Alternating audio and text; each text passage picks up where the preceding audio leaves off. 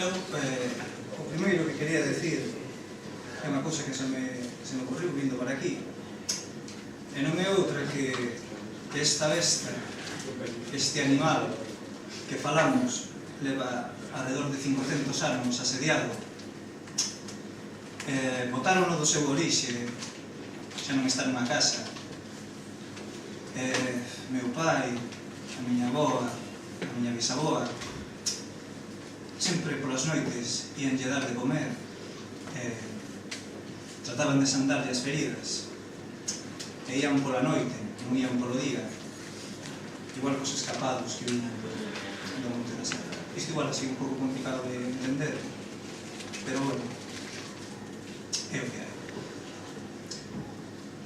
A linguaxe era unha chaqueta de lá que nos viña a grave, o escorrentarnos a xeada da mañá polas revoltas dun carreiro, que tiña un sabor redondo como cando liamos o inverno, que nos engruñaba os dedos e fumegaba un monte de esterco. Mentres enchíamos o carro do supermercado e xa nada era inocente, porque nos víamos por sempre como prendas que o tempo nos cinguía a correr pola casa nesa hora na que ninguén aínda nos perseguía. E esencialmente esta historia sería a historia de como deitábamos as bombonas de butano no chan da cociña e de como todo o poder era un clima que sacaba de roupeiro unha manda de pitas para a chuvia que non tiñamos, e de como, ante todo o discurso, nos puñíamos baixo a tella do albollo agardando a que os cans deixasen de ladrar.